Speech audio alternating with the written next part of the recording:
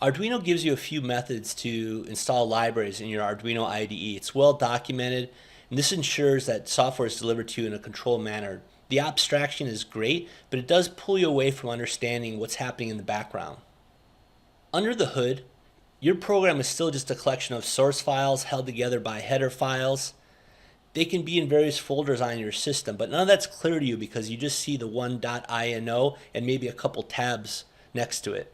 As you progress in your programming skill, you're going to need more than just third-party libraries. You're going to want to start writing your own modules, which may become themselves one day libraries.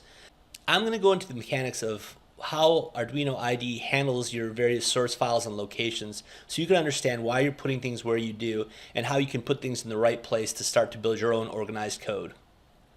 Today's plan, I'm going to start by reviewing the methods Arduino gives you to install libraries. Then I'm going to talk about what is a library. Then we get into the meat of the video, what's happening in the background. I'm going to talk about the C, C++ compiler and also Arduino IDE specifically, how it compiles information. Most importantly, I've done a lot of research on exactly how the Arduino IDE behaves in terms of finding your different files. I couldn't actually find clear documentation for some of the things I found, but knowing what I learned will always help me and hopefully help you create libraries and make sure you're putting them in the right place. Then I'm going to step through a progression for how you can develop your own libraries. In my previous video, I covered the detailed syntax about what would go in a library. This video is different. It's more about how that library is then handled by the Arduino IDE and turned into a unified program. Lastly, I'm going to overview how to publish an Arduino library. We're not going to do that in this video, but maybe that's coming in the coming weeks. Let's start by reviewing Arduino's methods for installing libraries. They're pretty well laid out in the documentation. First, you have using the library manager. Then you have importing a zip library.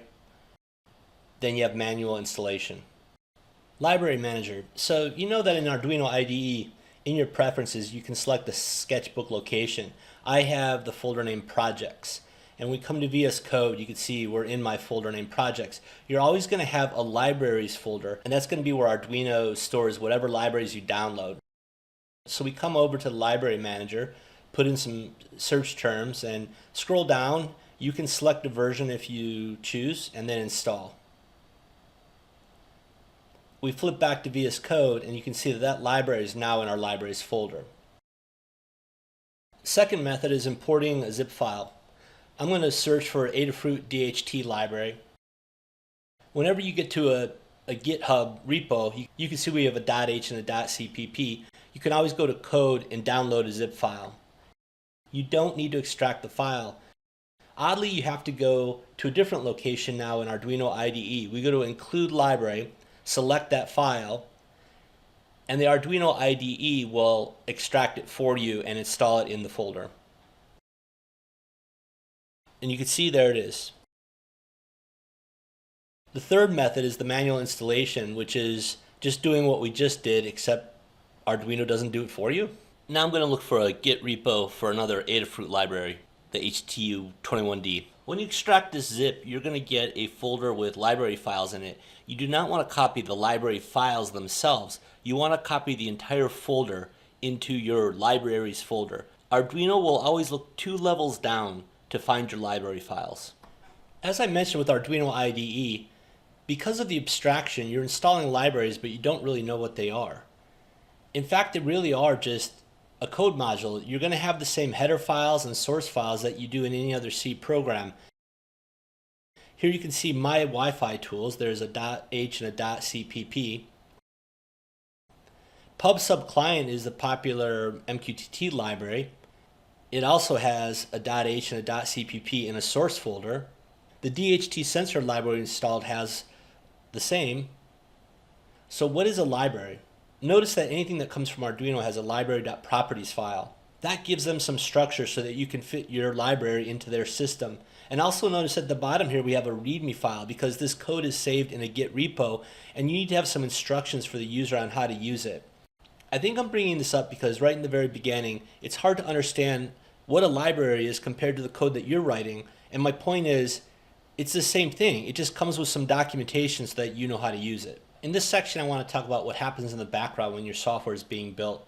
First, I want to talk about regular C, C++ compilation. For the build process, you've got a preprocessor, a compiler, and a linker. I'm going to start with the compiler. If you've got a single main.cpp, and let's say you've got a setup function in there and it's calling Wi-Fi begin. This works so long as the function's already defined above, or if the function's defined below, you have to have a prototype on top before you get to the setup function. And the reason is the setup function can be compiled knowing that it's going to call this Wi-Fi begin simply by knowing the signature, which means answering the question for the compiler, what does this thing take as parameters and what is it going to return? If the compiler knows that, it can compile the function trusting that the definition is going to come later. Actually, the compiler traverses the search path and compiles all of the source files, the .cpp, that it finds independently. So in your original file, you may be calling Wi-Fi begin, where Wi-Fi begin is defined in another source file. Main.cpp needs a prototype to compile. The function definition is in XX3, so we can create a header file for that module. That's where the preprocessor comes in. For every file that's being compiled, the preprocessor takes all of the includes and replaces that include command with the text inside the header file. So in this case, our Wi-Fi begin prototype gets dragged into our main.cpp. This is done for all the source files that are found by the compiler. Then the compiler comes through and converts everything to machine code. You see here in blue we have a reference to some function we're going to call, and eventually the compiler compiles the actual function definition. So when this is done, the linker steps up and ties together all these loose ends. That allows us to make these function calls to anywhere in our program with all these independent files. Let's talk about the particulars of the Arduino IDE build process itself. Let's come to the actual IDE. You see you've got 3 files. I currently have my sketch and 2 library files. Let's add a tab for additional.ino. Inside this tab, I'm going to define a function, and then in the main sketch, I'm going to call the function. Notice that we don't prototype the function, but it still works. If you take those 4 files, we can represent them like this. At build, the first thing Arduino IDE does is stack all the INO files on top of each other. It starts with your main sketch file, and then it adds all the tabs in alphabetical order, not in the order you see them in the IDE. Well, if this is the case, you're going to notice that when these are combined, Wi-Fi begin definition is going to be below where it's actually called, so we're going to need a prototype. But in fact, Arduino does actually host up prototypes for you automatically. That's why that function worked even though we didn't give it a prototype. Third thing it does is inject arduino.h. This is a library that contains all the Arduino specific commands such as digital read or serial print. Then the fourth thing that happens is the Arduino framework itself injects a main function. All C programs start at the function main, but when you program, you use setup and loop. Arduino framework will inject a function called main that will simply call setup once and loop forever, and that's why you get that behavior that you're familiar with. Now what we have is something that's just very much a standard C++ file, and our project, rather than having .inos and CPPs, now we have 2 standard source files with a header file. These files can be all over the place, but where exactly? Let's go back to VS Code, and you see here we have our Library Labs folder, and our Library Labs sketch, and our Say Hi library files. We can compile with the files right here. We can also make a source folder and put the files in the source folder. We can create a Say Hi folder and put that library inside a source. We can grab that Say Hi library and put it in our libraries folder, which is where all of our shared libraries are at. And then, if you include a library.properties, according to Arduino IDE, we can also put those files inside a source folder, inside of our library folder, inside of libraries. So what's going on here? We're working with some sort of rule set about where the files are. Let's dig into what those are. Arduino IDE file discovery. Before we get into it, I want to point out one peculiarity. You see in my shared libraries folder, I have a Say Hi library. And you see in my library lab main sketch that I'm including that library. When you read about the proper syntax for includes, you get something to the effect of brackets are for libraries in the standard folders and you use quotes when you're pulling from the local folders. I have found that it does not make a difference. I believe that either way it starts by looking in your local folders first. However, whether your library is in the shared libraries folder or in your local project folder, it will be found if you use quotes or brackets.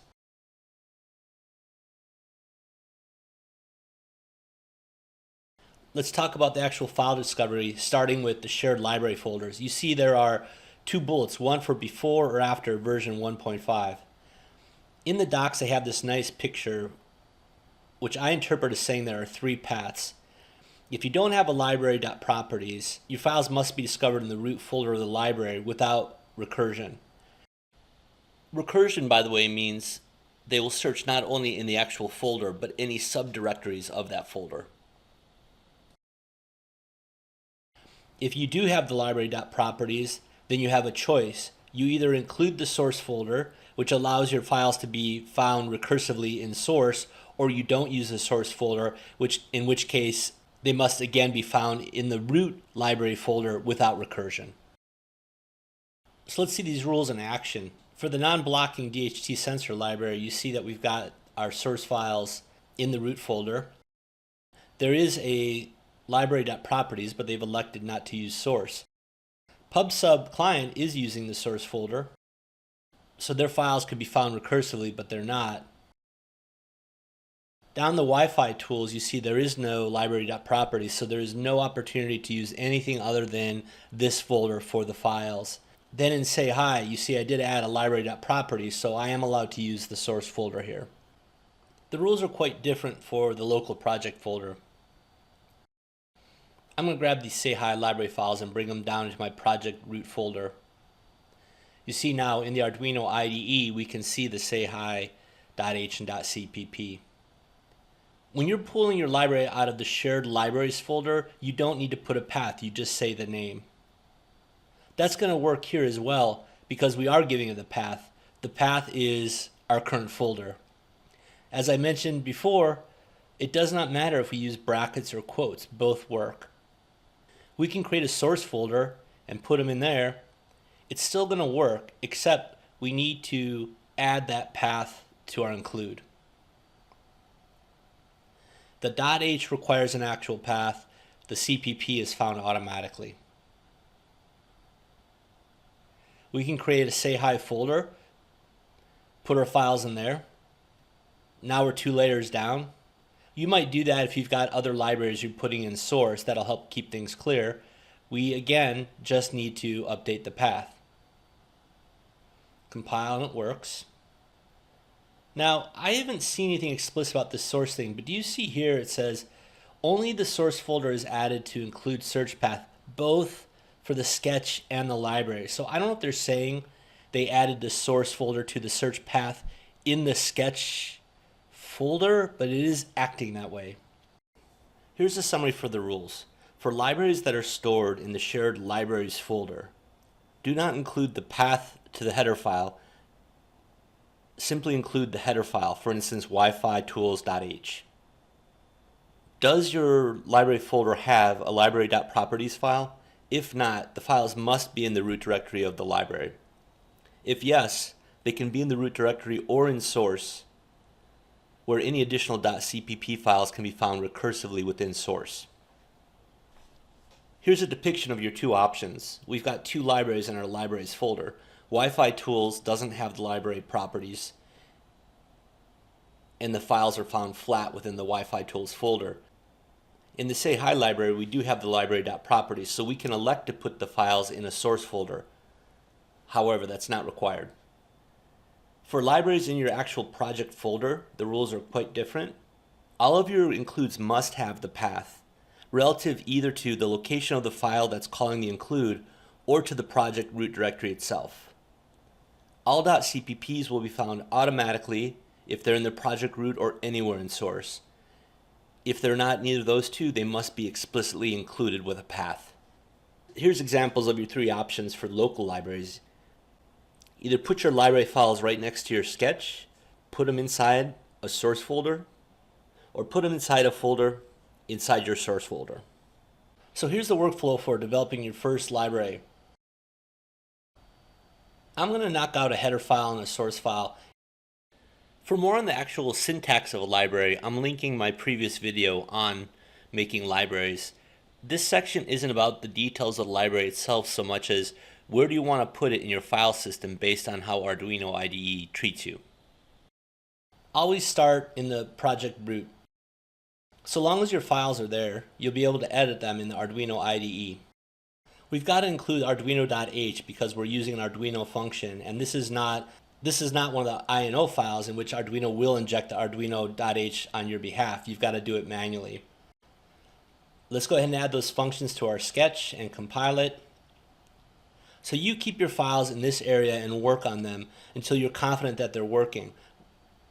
Once you are, go ahead and move them then into source because it gets them off your desktop. They'll now be local to your project and stored with your project, but they'll be off your workspace, making it cleaner. Remember to adjust the path for your header. Move to a folder in source. Now it may be the case that you have other libraries you're working on. You want to keep those organized as well. So inside source, you're going to want to give each library its own folder. Adjust the path again.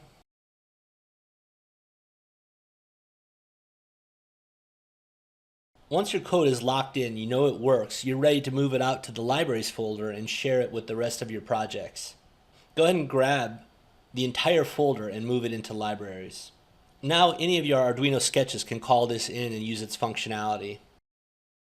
When we move here, we've got to drop the path because the library is found automatically by Arduino IDE when it's in the shared libraries folder. When you're really sure your library is working, then maybe you can consider publishing it to the Arduino library registry. That's what the next section will be about. First thing you want to do is take your source files and move them into a source folder. It's not a requirement, it's a recommendation, it's the current norm. You can check out all the rules on the library specifications in this doc. Of course you can read the whole thing, but I'm going to just hit the high points.